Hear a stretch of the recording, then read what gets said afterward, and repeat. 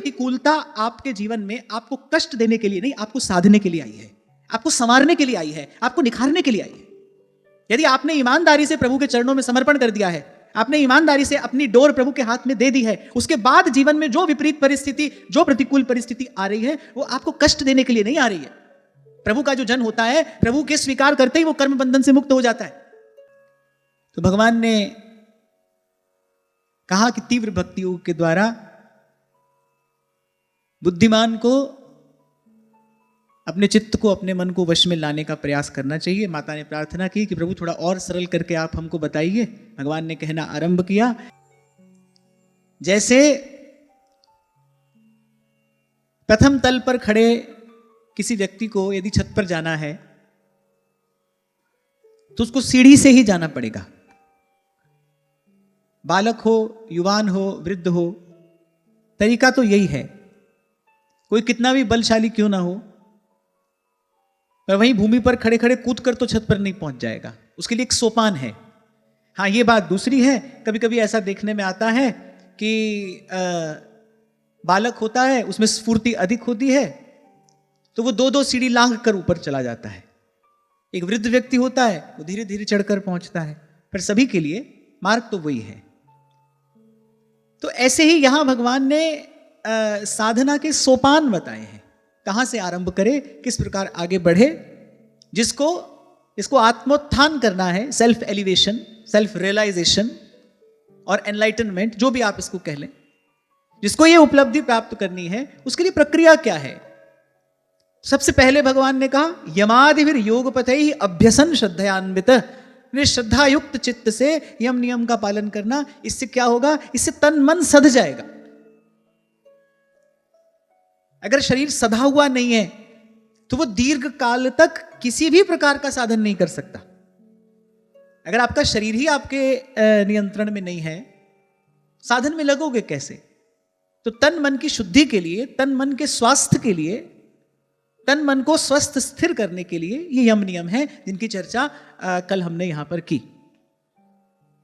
और मुझे बड़ी प्रसन्नता हुई कल जब मैंने यम नियम के विषय में पूछा और आप में से कुछ लोगों ने बड़ा सही, बड़ा सटीक उत्तर दिया।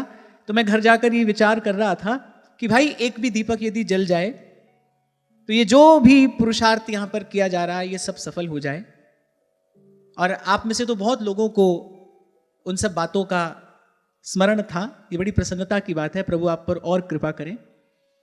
तो यम नियम का पालन करते हुए, और भगवान ने कहा श्रद्धा पूर्वक पालन करते हुए, फिर कहा मयि भावेन सत्येन मत कथा श्रवणेन च, मुझ में सच्चा भाव रखते हुए। ये बड़ी महत्वपूर्ण बात है। अनेक अनेक प्रकार से हमने इसकी चर्चा सदा ही की है कि हम जो भी कर रहे हैं, हमारा लक्ष्य क्या है। यहां पर क्रिया की महत्ता नहीं है, आपने ठीक प्रकार से किया या उसमें कोई कमी रह गई, ये बात बहुत महत्वपूर्ण नहीं है। बात यह कि आपकी इंटेंशन क्या है, आप कर किस लिए रहे हो। कई बार आपसे कहता हूं ना भाई कि इस बात से कोई प्रभाव नहीं पड़ता, इस बात से कोई अंतर नहीं पड़ता, आपने क्या पहना है, आपने क्या खाया है, आप कहां रहते हो, आप क्या करते हो। सबसे महत्वपूर्ण बात यह है, आप चाहते क्या हो, आपको चाह किस चीज की है, आपको इच्छा किसकी है। सुबह से लेकर शाम तक आप बैठे तो मंदिर में हो, माला भी घुमा रहे हो, पोथी भी पढ़ रहे हो, पूजा भी कर रहे हो, सब कर रहे हो, लेकिन अगर इच्छा संसार की है, अगर आपका मुख संसार की ओर है, अगर आप चाहते संसार को हो, तो फिर मुझे ऐसा लगता है समय, शक्ति, ऊर्जा सब ज्ञान के अभाव में व्यर्थ किया जा रहा है। और वहीं दूसरी ओर आपने प्रारब्ध को सहज स्वीकार किया है, आप व्यवहार भी करते हो, लेकिन वो मन का एक तार सदा गुरु की कृपा से जुड़ा है प्रभु के चरणों से। आप चल पड़े हो, आप सही मार्ग पर चल पड़े हो, और जो सही मार्ग पर चलता है वो एक ना एक दिन पहुंचता अवश्य। आज पहुंचे, कल पहुंचे, जल्दी पहुंचे, देर से पहुंचे, पर वो पहुंचेगा अवश्य, यदि सही मार्ग मिल गया है। ये बहुत बड़ी बात है। तो ये जो भगवान ने कहा ना, मयि भावेन सत्येन, बोले मुझ में सच्चा भाव रखते हुए। अच्छा, वहां भी जब नवदा भक्ति का उपदेश भगवान श्री शबरी जी को कर रहे थे, तो भगवान को ये कहना पड़ा, चौथी भक्ति मम गुण गण करई कपट तज गान। बोले कपट छोड़कर ये करना, चौथी भक्ति मम गुण गण करई कपट तज गान। कपट माने नाम तो भगवान का ले रहे हैं, नाम भगवान का ले रहे हैं, इच्छा दाम की है, अपने नाम की है। कल आपको छोटा सा उदाहरण दिया था ना मैंने कि एक राजा के यहाँ एक बड़ा गुणवंत गवैया था, बड़ा गुणवान था। उसकी पत्नी ने कहा भाई सोने का हार चाहिए, राजा को रिझा लो, राजा को प्रसन्न कर लो, हार मिल जाएगा। अब वो गा तो राजा का गुण रहा है, राजा के दरबार में राजा के सामने खड़ा होकर गुण तो राजा का गा रहा है, लेकिन उसके मन में चिंतन किस बात का है, अरे राजा खुश हो जाए और वो हार दे दे। तो भजन तो वो हार का कर रहा है ना, गुण राजा का गा रहा है लेकिन भजन हार का कर रहा है। यही दशा हमारी भी है। खड़े मंदिर में है, हाथ में माला भी है, पूजा का थाल भी है, क्रिया सब वही दिखाई पड़ रही है, भजन संसार का हो रहा है। तो भगवान ने कहा भाई ऐसा ना करना। इसलिए भगवान को कहना पड़ा कि मई भावेन सत्येन, मुझ में सच्चा भाव रखते हुए, सच्चा भाव रखते हुए अर्थात जो कर रहे हो वो मेरे लिए ही करना। और मैंने तो कुछ दिन पहले भी आपको कहा था भाई, मुझे तो यही युक्ति समझ में आ गई और इस युक्ति की थोड़ी सफलता भी अपने जीवन में देखने को मिली। इस भाव को आप अपने जीवन में दृढ़ता पूर्वक ग्रहण करिए। भाई हम प्रभु के हैं, प्रभु की दी हुई सामर्थ्य से प्रभु का कार्य प्रभु के ही चरणों में निवेदन करते हैं। इस चर्चा के आरंभ में श्री कपिल भगवान ने यही तो माता देवहूति से कहा, जीव से भूल कहां हुई, वो करता है नहीं लेकिन अपने आप को कर्ता मान बैठा है। अब जब कर्ता मान बैठा है, स्वयं को कर्ता मानकर शुभ अशुभ कर्म करता है, फिर शुभ अशुभ के द्वंद्व में भी पड़ता है, फिर उसका फल भी भोगना पड़ता है। आपने किया है तो आपको भरना भी पड़ेगा।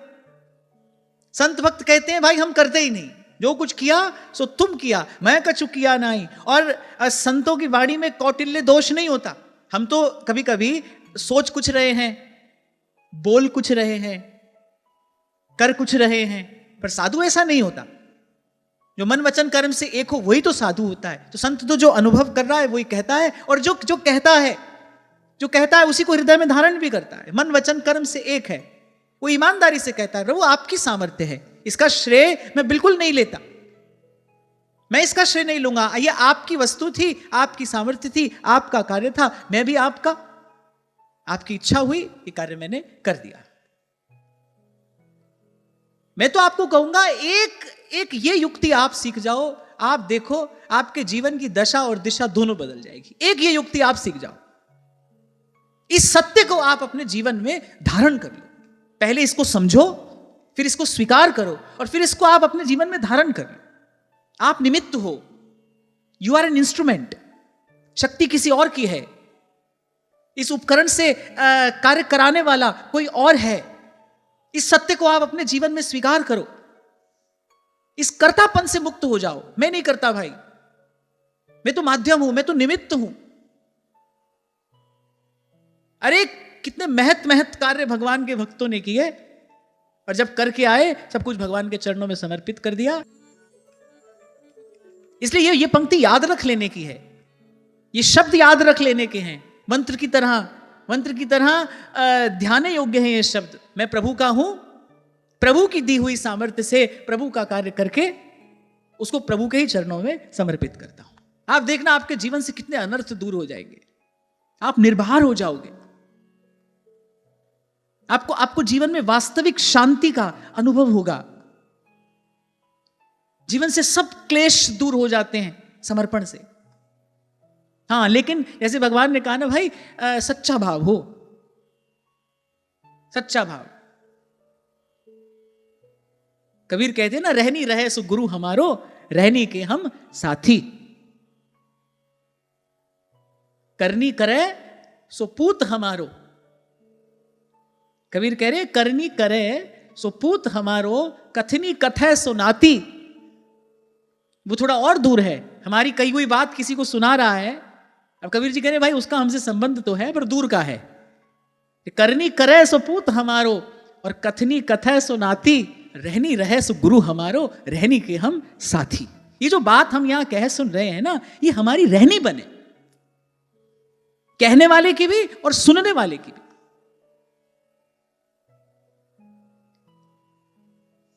ये जो कहनी है ये हमारी रहनी बने, रहनी रहे सो गुरु हमारो। पार वही हुआ है भाई। तभी श्री चाचा वृंदावन दास जी कहते हैं, कह रहे ये जो वाणी रसिकों ने हमको प्रदान की है क्या, अरे अक्षर धुर की पालकी आई रसिकन लैन, पर कह रहे वाह वाह करी रह गए। बोले वो तो यहीं रह गए जिन्होंने सुना गाया, बड़ा सुंदर पद है, बड़ा सुंदर पद है, आहा आज तो आनंद आ गया। बस ऐसी वाह वाह करी और रह गए, और कह रहे चढ़े सो पहुंचे ऐन, बोले वो ठिकाने पहुंच गए। हजार हजार लाख लाख बात करने से अच्छा है उस दिशा में एक कदम बढ़ाया जाए, एक कदम। इसलिए मैंने कहा कल मुझे बड़ी प्रसन्नता हुई जब मैंने पूछा, आपने मुझे उत्तर दिया। मैं कहता हूं कि यहां जितनी बात हम करते हैं, पहली बात तो मैं ये स्पष्ट कर दूं, सब बातें सबके काम की नहीं होंगी। आप ये ना समझना कि सभी बातें आपको कही जा रही हैं, सब बातें सबके काम की नहीं होगी। एक तो ये सत्य है, कुछ ना कुछ बात आपके काम की अवश्य होगी, ये दूसरा सत्य है। इसी भाव से यहां सुनने आना कि सब बात आपके काम की नहीं होगी, पर कुछ ना कुछ बात आपको आपके काम की अवश्य मिल जाएगी। थोड़ी देर के लिए भी आकर बैठोगे तो भी मिल जाएगी। ये किसकी महिमा है? ये सत्संग रूपी कल्पतरु की महिमा है। मेरा प्रयास यही हो, सोई सेवक रसिक अनन्य विमल यश विस्तरे। मेरा प्रयास यही हो कि मैं भी अपने भाव में किसी प्रकार की कोई मिलावट ना होने दूं। मैं सच्चे हृदय से, मैं निर्मल हृदय से प्रभु की कृपा से प्रभु का यश गाने के लिए यहां पर आऊं। और आप भी इसी भाव से यहां पर आए कि प्रभु की कृपा से सत्संग रूपी प्रसाद मिल रहा है, इसी से हमारा उद्धार होगा, इसी से हमारा मंगल होगा, इसी से हमारा कल्याण होगा। और मैं दो बातें फिर दोहरा रहा हूं, सब बात सबके काम की भले ना हो, पर कोई ना कोई बात आपको आपके काम की अवश्य मिल जाएगी। मैं कई बार एक उदाहरण देता हूं ना कि धागों की उलझी हुई सी गुत्थी होती है ना, आपको कोई उसको सुलझाने के लिए दे तो आप एक सिरा पकड़कर उसको सुलझाने का काम आरंभ करते हो। जीवन भी ऐसी उलझी हुई गुत्थी है भाई, एक सिरा पकड़ के उसको सुलझाना आरंभ किया जाता है। वो एक सूत्र आपको सत्संग की कृपा से अवश्य मिल जाएगा। सब बात आप अपने जीवन में उतार लो, फिर तो आप कृतार्थ हो ही। फिर तो भाई मुझे और कुछ कहना ही क्यों है, फिर तो आप धन्य हो, आप कृतार्थ हो। पर मैं कहता हूं एक भी बात पकड़कर आप आरंभ करो और आप परिवर्तन देखो। कल मैंने आपको यही कहा था, चमत्कार देखने के लिए दूर भागने की आवश्यकता नहीं है, चमत्कार आप अपने जीवन में घटता हुआ देखो। सत्संग की कृपा से अपने जीवन में चमत्कार होता है। जो आप बरसों से नहीं कर पा रहे थे, वो सत्संग की कृपा से आप करने में समर्थ होते हो। जो करने की शक्ति, जो करने का सामर्थ्य आप में बरसों से नहीं था, सत्संग की कृपा से, संत की कृपा से, गुरु के शब्द की कृपा से उस सामर्थ्य को, उस शक्ति को आप अपने जीवन में विकसित होता हुआ देखते हो। तो कहीं जाने की आवश्यकता नहीं है आपको चमत्कार देखने के लिए। और मुझे लगता है कि जन्म जन्म से बिगड़ा हुआ मन सुधरे, इससे बड़ा चमत्कार और क्या है। जन्म जन्म से ये भूला भटका मन सही मार्ग पर आ जाए, इससे बड़ा चमत्कार और क्या है। और ये चमत्कार संत की कृपा से होता है, ये चमत्कार सत्संग की कृपा से होता है। और फिर एक और बात, जब भगवान ने कहा मत कथा श्रवणेन च, मुझ में सच्चा भाव रखकर मेरी कथा सुनते रहना, तो कल यहीं पर हमने चर्चा को विराम दिया था। ऐसा क्यों कहा भगवान ने? क्योंकि भगवान जानते हैं कि जब कोई साधन करता है और फिर जब उसकी साधना की खेती लहलहाने लगती है, फिर आते हैं कुछ संशय रूपी पंछी उसको आघात पहुंचाने। तो भगवान की कथा में ऐसी शक्ति है, भगवान की कथा में ऐसी सामर्थ्य है। अरे गरुड़ जी का संशय दूर हो गया कथा सुनने से। इतनी कृपा भगवान करें, इतनी कृपा प्रभु की हो कि कोई ऐसा मिल जाए जिस भेंटे गति हुए हमारी, कोई ऐसा मिल जाए। ये मिलना दुर्लभ है। तभी गोस्वामी जी कहते हैं कि संत समागम, अच्छा पहले संत समागम कहा, फिर संत समागम हरि कथा तुलसी दुर्लभ दोए। क्योंकि पहला संत समागम ही नहीं होगा तो हरि की कथा कहां से होगी। बिन सत्संग न हरि कथा और तेहि बिन मोह न भाग, मोह गए बिन राम पद हो ही न दृढ़ अनुराग। यहां गोस्वामी जी एक और बात कह रहे हैं, भाई मोह की औषधि भी भगवान की कथा है, संशय की औषधि भी भगवान की कथा है, अभिमान की औषधि भी भगवान की कथा है।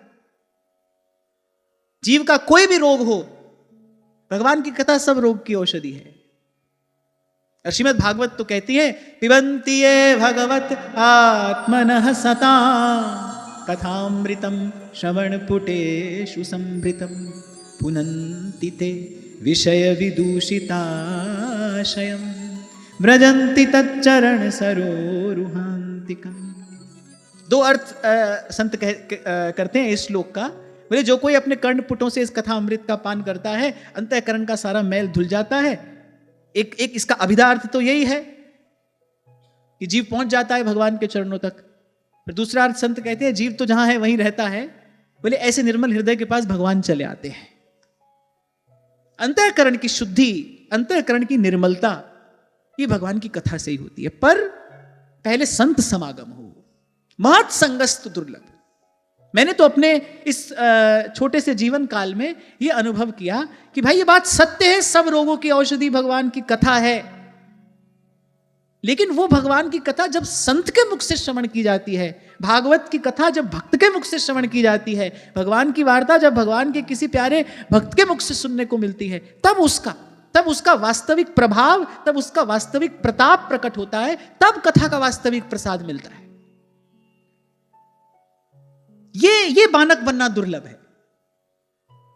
क्योंकि जब गोस्वामी जी ने कहा ना कि धन दारा सुत लक्ष्मी तो पापी के भी होए, संत समागम हरि कथा तुलसी दुर्लभ दोए। अब ऐसे ही अगर इस पंक्ति को कोई दूर से पढ़े और विचारे कि भाई कोई दुर्लभ नहीं है भगवान की कथा, टीवी चलाओ सुबह से शाम तक भगवान की कथा ही तो आ रही है। और आज के दृश्य को देखो तो सुनने वाले कम हैं, कहने वाले ज्यादा हैं। सुनने वाले लोग कम हैं, श्रोता लोग कम हैं, वक्ता लोग बहुत हैं। मैं तो आपको सुनाता था ना, यहां हमारे बड़े बाबा कहते थे, बोले वृंदावन में कहीं भी पत्थर मारो, बोले किसी कथा व्यास के सर में जाके लगेगा वो। उधर वहां गोस्वामी जी कह रहे संत समागम हरि कथा तुलसी दुर्लभ दोए। कौन सी हरि कथा दुर्लभ है भाई? है तो सुबह से शाम तक पूरे वृंदावन में आप घुमाइए, कहीं ना कहीं से कथा की आवाज कान में पड़ेगी। अब संत की बात को कैसे ना माने, उसका विचार करना चाहिए। इसलिए पहले का संत समागम, संत के मुख से जब भगवान की कथा सुनी जाती है तब कथा का वास्तविक प्रताप प्रकट होता है, तब कथा का प्रसाद मिलता है। और संत का मिलना दुर्लभ है। समहात्मा सुदुर्लभ। उसमें भी जो विशुद्ध संत है वो तो जब भगवान करुणा करके जीव को देखते हैं, भगवान की कृपा दृष्टि का फल ही यही है, इस क्रिया की प्रतिक्रिया ही यही है, इस एक्शन का रिएक्शन ही यही है। कैसे पता चले भगवान ने हमको कृपा भरी दृष्टि से देखा? संत मिला है। यही भगवान की कृपा दृष्टि का फल है, यही कृपा दृष्टि का प्रसाद है। जैसे जैसे बाली ने कहा ना श्री रघुनाथ जी से, अब नाथ करी करुणा बिलोक, देहु बर जो मांगूं। करुणा करके देखिए मेरी ओर। ऐसे तो आप सबको देख ही रहे हैं, ऐसे तो आपकी दृष्टि सब पर है, आपसे कौन बच सकता है, कौन बचा है? पर हे नाथ कर करुणा बिलोक, कृपा भरी दृष्टि से देखिए। पिए रंग भरी कटाक्ष, नेक चितवो मो माही, बढ़े प्रीत की रीत बीच कछु होए न बाधा। ध्रुवदास जी ने इस कवित्व में सत्संग ही तो मांगा है। प्रीत की रीत कैसे बढ़ेगी, भक्ति की बाधा कैसे दूर होगी, भक्ति निर्बाध अबाध कैसे होगी? और ध्रुवदास जी कह रहे मैं सीधे आपसे क्या कहूं, तुम हो परम प्रवीण प्राण वल्लभ श्री राधा। ध्रुवदास जी ने अप्रत्यक्ष रूप से यहां रसिकों का संग ही मांगा है। ऐसी स्थिति सदा सत्संग में बने रहने पर ही सद सकती है और बनी रह सकती है। सदा सत्संग, सतत सत्संग। तो फिर भगवान ने कहा कि और जब सच्चे हृदय से मेरी कथा श्रवण करने लगेगा तो बोले भक्ति विकसित होगी, वो जो भक्ति भावना है उसका विकास होगा, और भक्ति स्वतंत्र सकल गुण खानी। फिर आगे भगवान ने कहा सर्वभूत समत्वेन निर्वैरेणा प्रसंगतः ब्रह्मचर्येण मौनेन स्वधर्मेण बलीयसा। बहुत ही काम का श्लोक है, महत्वपूर्ण, मूल्यवान। फिर भगवान ने कहा सर्वभूत समत्वेन, मैंने सब में समदृष्टि हो सकती है, सब में समदृष्टि हो सकती है। असंभव नहीं तो बहुत कठिन तो अवश्य ही है। कैसे होगी? चलो आप में से कुछ लोगों ने कहा हां, कुछ लोगों ने कहा नहीं। पर मैं पूछता हूं अगर हो सकती है तो बताओ कैसे हो सकती है? सब में समदृष्टि कैसे हो सकती है? इसका बार बार अभ्यास करना पड़ेगा, इसका बार बार अभ्यास करना पड़ेगा। सब और भगवत बुद्धि पहले गुरु की बात मानकर रखनी पड़ेगी, फिर रखते रखते उसका अनुभव होगा। कई बार मैंने एक उदाहरण दिया, जैसे गणित में प्रश्न होता है ना, थ्योरम बोलते हैं उसको, तो वो शुरुआत होती है कहां से? लेट, मान लो let A B is equal to B C. फिर आप वहां से प्रोसीड करना शुरू करते हो। और फिर आखिर में पहुंचते कहां हो आप? Hence proved. लेकिन अगर कोई पहली बात कहे भाई मैं मानने को तैयार ही नहीं हूं, तो फिर घर बैठो, फिर तो आप आगे नहीं बढ़ सकते। आप एक से दूसरे कदम पर भी नहीं पहुंच सकते अगर आप पहले मानो नहीं कि let A B is equal to B C. तो सब में भगवान है, ये पहले गुरु के चरणों में, गुरु के वचनों में श्रद्धा रख के, संतों की वाणी में श्रद्धा रख के पहले आपको इसको मानना पड़ेगा। इसको मानकर आपको तदनुकूल आचरण करने का प्रयास करना पड़ेगा, चेष्टा करनी पड़ेगी। आप ईमानदारी से गुरु की आज्ञा में रहकर, सब में भगवत बुद्धि रखते हुए, सुख दुख सहते हुए,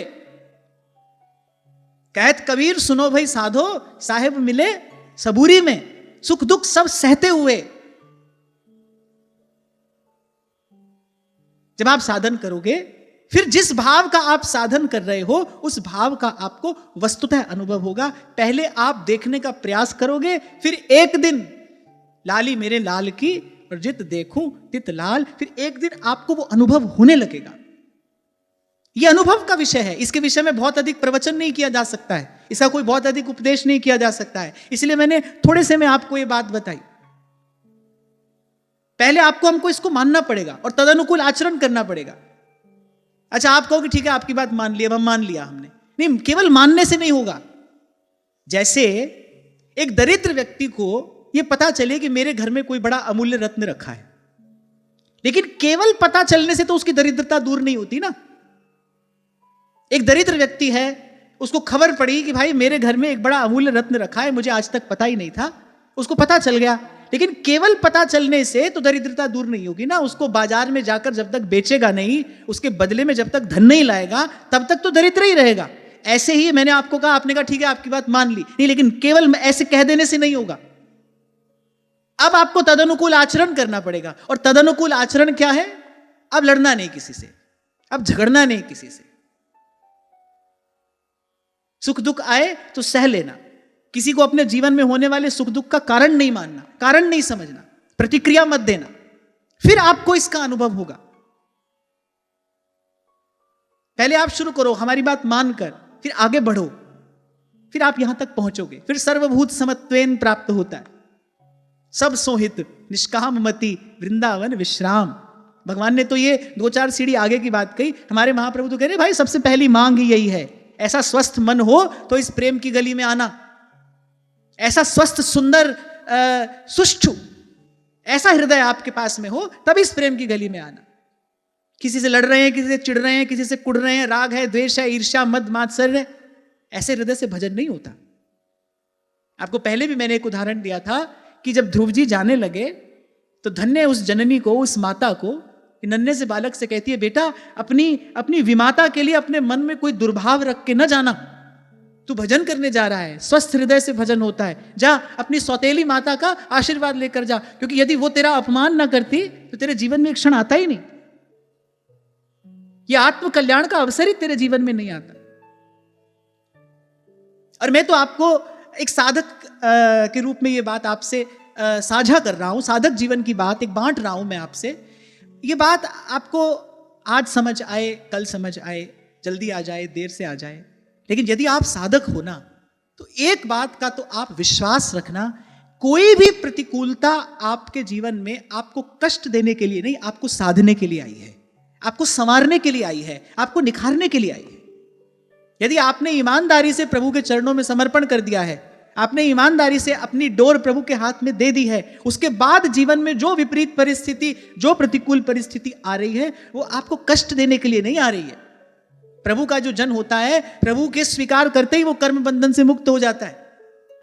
करुणा बेली में आप पढ़ते हो ना, चाचा जी शिकायत करते हुए कहते हैं, जो तुम कहो कर्म तुम खोटे, तो तुम हरि किस विधि हो मोटे। प्रभु का जन कर्म के बंधन में नहीं बंधा होता। उसके जीवन में अगर कोई प्रतिकूलता आ रही है, कोई कष्ट आ रहा है, उसको अगर कोई कांटा चुभ रहा है, तो वो इस बात का विश्वास रखे कि वो प्रतिकूलता वो विपत्ति नहीं है, वो प्रतिकूलता विपत्ति नहीं है, वो प्रतिकूलता उसको साधने आई है। वो कुम्हार की वो चोट है जो कुम्हार मिट्टी को पात्र बनाने के लिए मारता है। अंदर हाथ सहारा दे और बाहर मारे चोट। वो बाहर से मारी हुई चोट है जो जो आपको सुंदर सुघड़ बनाने के लिए आई है। इस एक वाक्य ने मेरे जीवन में बहुत कुछ परिवर्तित कर दिया था। साधक को बड़े बड़े द्वंद्वों से जूझना पड़ता है, अगणित द्वंद्व देह के पथ हैं, लेकिन इस एक पंक्ति ने प्रभु की कृपा से ये शब्द कान में पड़े श्री स्वामी जी महाराज के। किसी ने पूछा, उन्होंने यही उत्तर दिया, भाई हमने भी कष्ट सहा है, आप भी सह लो। समझ में आ गई भाई, एक तो ये संसार दुखालयम, ये दुख का घर है, और सह लेने से ही आपकी उन्नति है, सह लेने से ही उत्कर्ष है। सह लीजिए, और सहने के लिए जो शक्ति चाहिए वो आपको हरि के भजन से मिलेगी, वो आपको हरि के नाम से मिलेगी। दारुण दुख भक्तों ने सहा, किसके बल पर? हरि के भजन के बल पर। तेरा भाना मीठा लगे, जो कोई नहीं सह सकता, जो विपत्ति किसी से नहीं सही जा सकती, वैसे कष्ट, वैसी विपत्तियां भगवान के भक्तों ने सह कर दिखाया है, हंसते हंसते, मुस्कुराते मुस्कुराते। किसके बल पर? हरि के भजन के बल पर, हरि की भक्ति के बल पर। और भगवान देते हैं अपने भक्त को ऐसा कष्ट संसार को दिखाने के लिए। मैंने कहा ना, भक्त तो भगवान के हाथ का खिलौना है, खेलते हैं भगवान उससे ऐसा, संसार को दिखाने के लिए।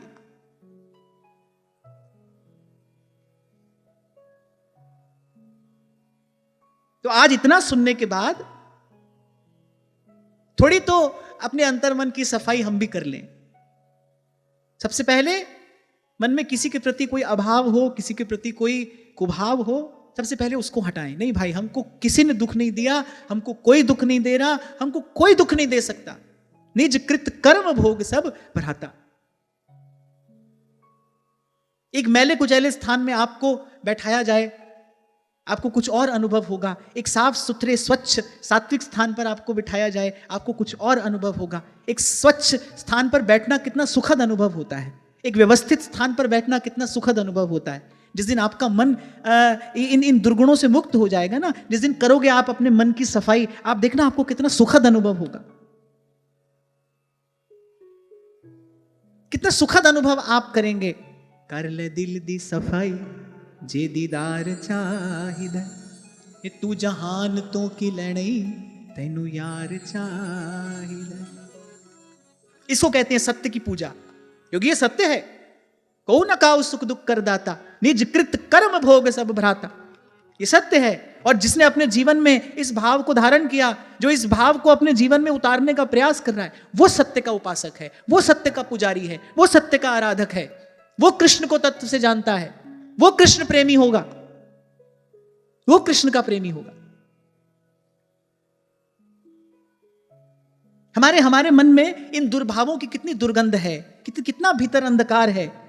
हमको ही कष्ट देता है। जिसके हृदय में क्रोध की, ईर्ष्या की अग्नि जलती होगी, वो स्वयं ही तो कष्ट पाएगा। मुक्त करिए, हील योर सेल्फ,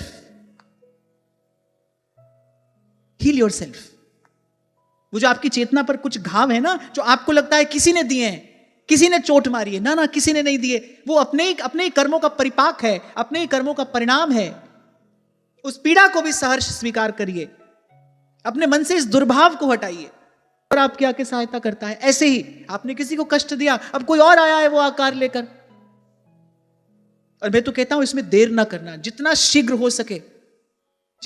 हो सके इस दुर्भाव से अपने आप को मुक्त करना। और ये काम आपको ही करना पड़ेगा। इसलिए मैंने कहा हील योर सेल्फ, अपने आप को स्वस्थ करिए। और फिर आगे भगवान कह रहे हैं, ब्रह्मचर्येण मौनेन स्वधर्मेण बलीयसा। ब्रह्मचर्य, इंद्रिय संयम, इंद्रिय संयम माने शक्ति का संचय। ब्रह्मचर्य का जो वास्तविक अर्थ है, जो शुद्ध अर्थ है, वो तो यही है कि जिसकी चेतना सतत ब्रह्म में ही रमण करती है, वो ब्रह्मचारी है। मैंने आपको कहा था, इस दृष्टि से तो सबसे बड़ी ब्रह्मचारिणी गोपी है, वो ब्रह्मचारिणी है। श्याम तन श्याम धन श्याम ही हमारो मन, आठों जाम ऊधो हमें श्याम ही सो काम है, रोम रोम श्याम है, वो है ब्रह्मचारिणी। क्योंकि ब्रह्म कौन है? अब हम तो किसी और ब्रह्म को जानते नहीं। हमारा ब्रह्म कौन है? सूर हमारे नंद नंदन बिन सूर हमारे, नंद नंदन बिन और नहीं जगदीश रेउधो, मन ना भये 10 बीस। हमारे लिए ब्रह्मचारी का अर्थ यही है। पहले तो ब्रह्मचर्य का अर्थ ही होता है जिसकी चेतना सतत ब्रह्म में रमण करे। ये जो चर्य शब्द है ना, इसका अर्थ होता है रमण करना। जिसकी चेतना सतत ब्रह्म में रमण करे। ब्रह्म माने वो जो मायातीत, त्रिगुणातीत, कालातीत, शुद्ध बुद्ध, सत्यचित्त आनंद। और हमने तो संतों से ही सुना है भाई। वैसे पहले मैंने आपसे कहा अर्थात इंद्रिय संयम, शक्ति का संचय, क्योंकि उसी में सुख है। रोग के कारण शरीर दुर्बल हो गया हो,